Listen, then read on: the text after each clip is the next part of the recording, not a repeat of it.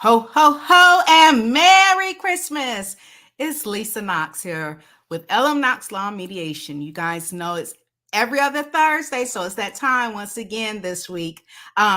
We are going to have sort of a different process though, because like many of you, I am out right now at a Christmas party networking with the family law attorneys and providers here in the Tampa Bay area. But I didn't forget about y'all.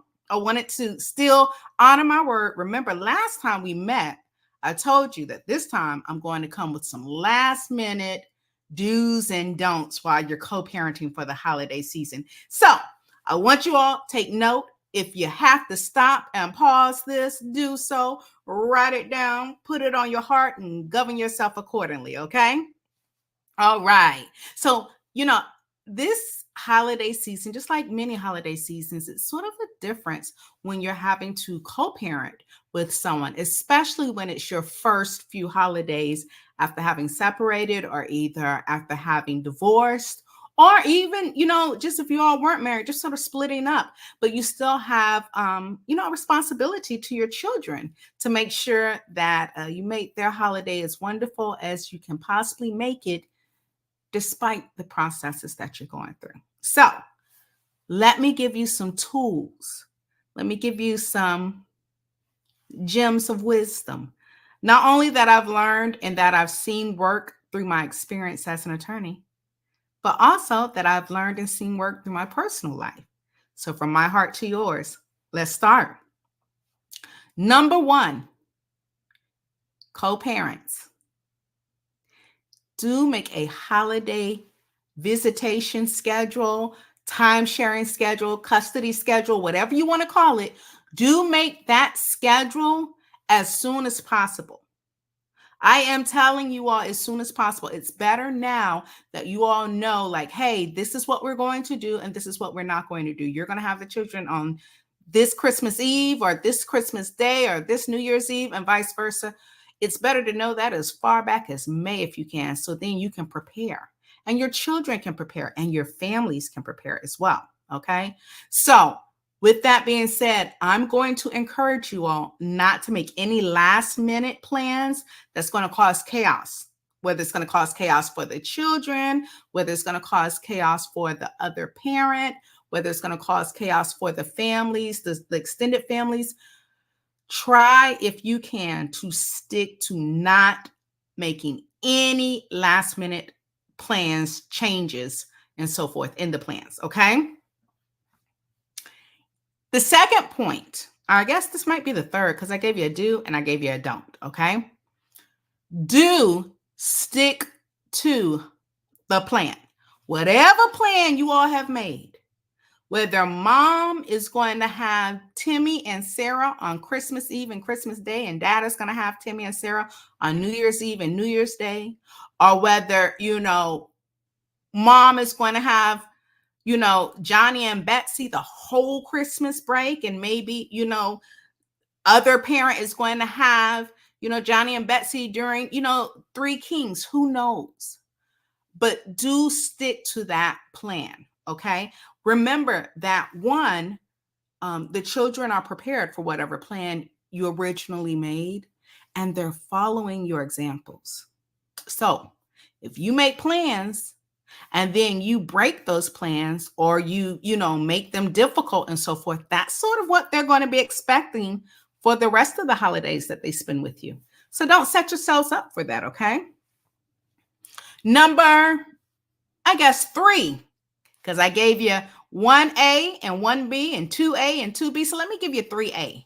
3A, do be reasonably flexible with adjusting your plans. Now, I know I just harped on you all and said, hey, make plans, stick to those plans and all, but realistically, emergencies happen, things come up, unforeseen things happen and all. And so in order to adjust to that, do sort of have that flexibility. Maybe you all make a contingency plan like, hey, this is going to be based on traffic. So if traffic is backed up, you have a 2-hour grace period. Or, hey, this is going to be based on who has whatever day off. And if, the other person doesn't have the day off, so be it. Or maybe it's just a matter of, hey, I was supposed to pick up the kids, but I'm stuck in traffic or my car broke down or something. Be reasonably flexible. Just because something has happened does not mean that you now have the right to say, well, then you forfeit your time, you know, because remember, at the end of the day, you're trying to do whatever you possibly can to make it stable and joyful for the children. It's not about you or the other parent, it's about the children. Okay. So, with that being said, while I encourage everyone be flexible when emergencies come up, 3B, don't make any complicated or unreasonable, changes based on emergency or demands based on emergency. So, like I said, if there's an emergency that comes up, don't then get unreasonable and be like, oh, well, now you can't see the children. That's spiteful. You think you're getting back at the other parent, but really you're getting back at the child. And guess what? At the end of the day, the kids will remember that. They may not ever tell you how they feel about it, but they will remember it, right? In addition, don't make crazy demands. If you're supposed to be picking up the kids and you can't for some reason, don't expect that the other parent is going to have to drive 500 miles to drop the kids off. Doesn't work like that. Maybe there can be times where, hey, you can pick the children up and maybe you have a Christmas in January. Who knows? But, don't overly complicate things. 4A. I stress this. You've got to know that the first few holidays, at least the first few holidays, maybe more, they're going to be different. They're going to be different, and no one is going to really know what to expect. And I'm talking about the co-parents. I'm talking about the extended family. I'm talking about the children. It's the first time, the second time doing something like this, doing a holiday and so forth. So do know and understand and expect that it's going to be different. It's going to feel different. It's going to feel different for everyone.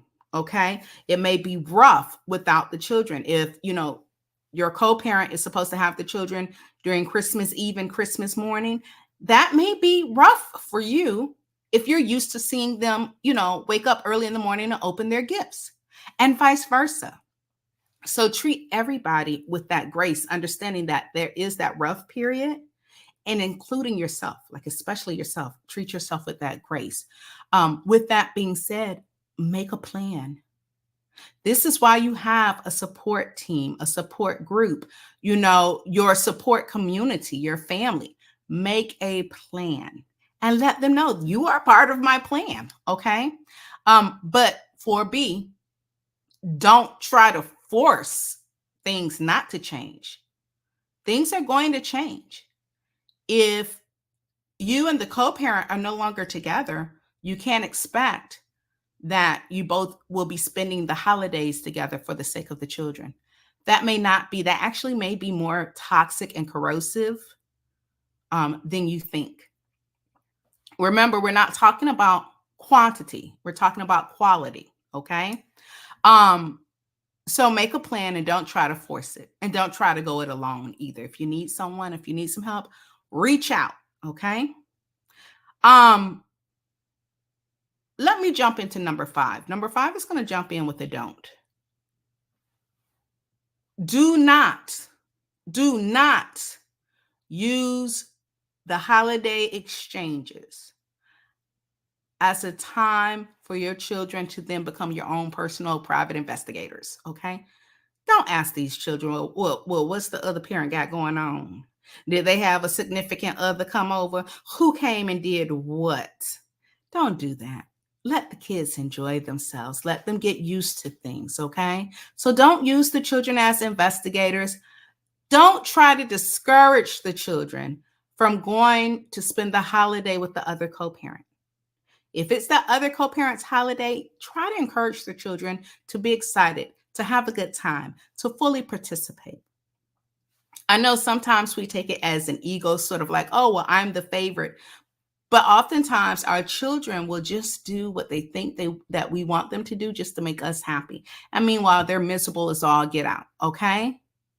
And don't compete with the other parent. Like, don't compete with the other parent. Oh, your parent A bought you this. So guess what? I'm going to go ahead and buy you 2 of them, or I'm going to buy you one that's bigger or better and badder or whatever. Don't do that. Don't use that time to compete. Celebrate the time that you have with the children. Do put your children's best interest in front of whatever you have going on. And I say that, and I know it's easier said than done sometimes. I know it is. I know sometimes you want to look at your ex and just be like, you know what? I'm not going to send my kids with you because Santa's going to just put coal in your stocking anyways. But guess what?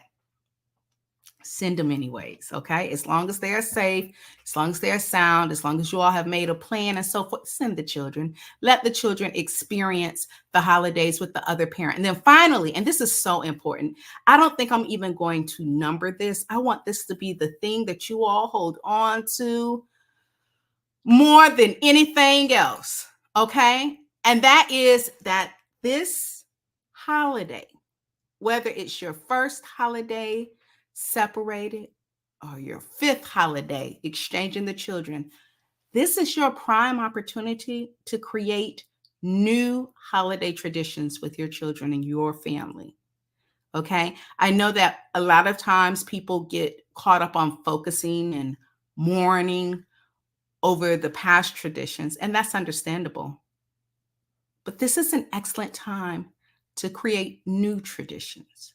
New traditions that will carry you all through and that you all can remember when the children, when it's time for the children to go to the other parent. All right. It's always a pleasure. I think we're going to speak one more time before the new year comes along, but I just wanted to give you all these keys, these pearls of wisdom so that you can lean on them when the holiday comes, when it's, when Christmas and December 23rd is coming and everybody's getting on your last nerve. So you come back to this video, you watch it again. Make sure to check yourself before you wreck yourself, and be sure that you are making the children's interest, the children's joy, the children's happiness the most important thing. And then make sure that you're giving yourself an outlet to process your feelings and your emotions throughout this holiday season. I can promise you that you will get stronger as time goes by and by. Okay? All right, then. I'm wishing you all a Merry Christmas, a Happy Kwanzaa, Happy Hanukkah, and Happy Eid, Merry Eid, in all things. All right? I wish you joy. I'll talk to y'all after Christmas. Take care. Bye-bye.